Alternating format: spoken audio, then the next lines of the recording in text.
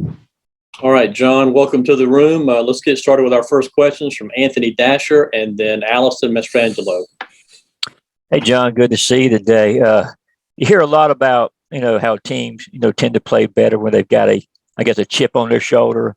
So I guess my question for you this morning is, does this team have a chip on its shoulder right now? And if so, how can it help you moving forward? Yeah, I'd say we definitely have a chip on our shoulder. Bad taste after that last game. We don't want to make the moment too big than it is. And we realize that the next game is the most important game. But we're hungry and we're excited come the 31st.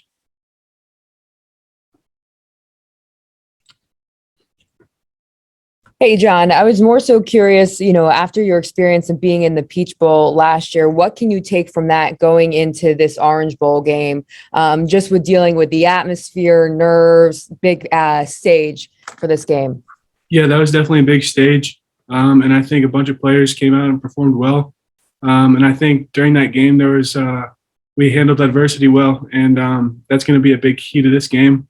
Each team is going to make plays, and it's how you respond to that. All right, let's go to Mark Weiser and then Connor Riley. John, obviously the tight ends are getting a lot of snaps this year, whether it's 2 or 3 tight end sets or whatever. I want to ask you kind of, in terms of the run game, what you've seen, how James Cook has kind of developed in the second year in Todd Monken's offense. I think James has done a tremendous job. On swing passes, in between the tackles, you name it, he's flexed out wide against Tennessee and made that play. So whatever he's asked to do, he goes and does it to the best of his ability. He does a great job, and we're really proud of him. Hey, John, wanted to ask you about George Pickens' last 2 bowl games. He's had over 100 yards in those games. Why does he always seem to play the best in those bowl games? And then how is he sort of coming along, obviously still making his way back from that knee injury? George is a baller. Everyone knows that. And, whether he's going to make plays whenever he's on the field. And he's continuing to get better each and every day in practice. And we're excited. Let's go to Charles Odom and then Jake Rowe. John, can you talk a little bit about Michigan's defense and especially how you guys attempt to contain the big plays created by Hutchinson?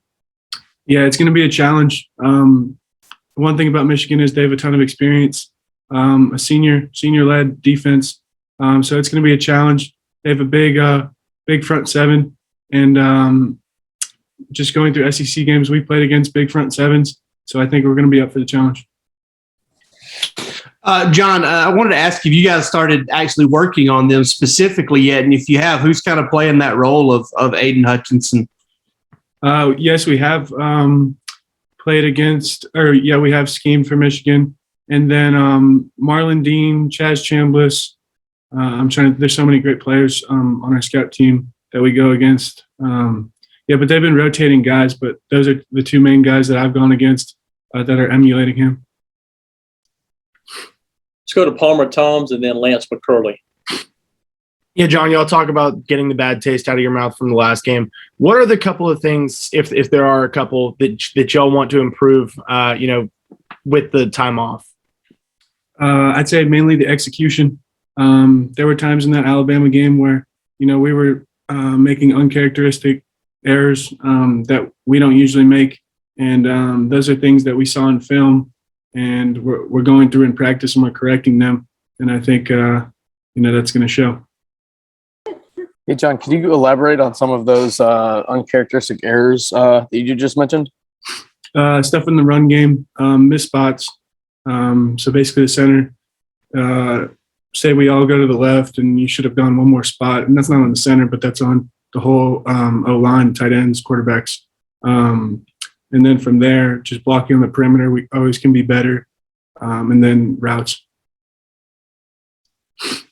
Let's go to Seth Emerson and then Ryan Curley. I'm good, Steve. Okay, Ryan, go ahead, please.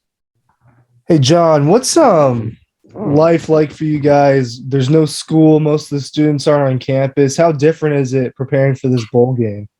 Yeah, it's quiet on campus, like you said. We're at Butts for the majority of the day, whether it's a lift, getting in to watch extra film.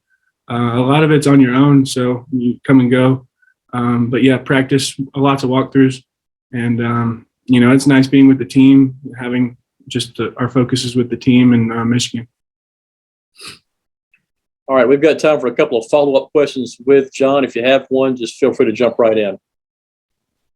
John, with that extended amount of time that y'all have, to yourselves, I guess, how do you balance putting a lot of time and effort into preparation for this game and not putting too much into it?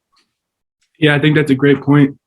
We spent the first week after the SEC championship kind of just rehabbing, getting some lifts in. And then this following week was big on focusing on ourselves, what we can get better as a team.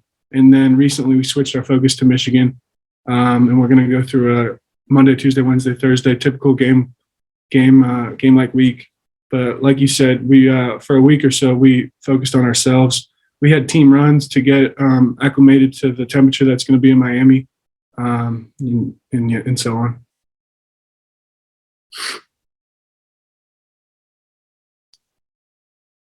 Okay, John, I think that's it for the follow-up questions. Thanks for your time, and we'll talk to you soon.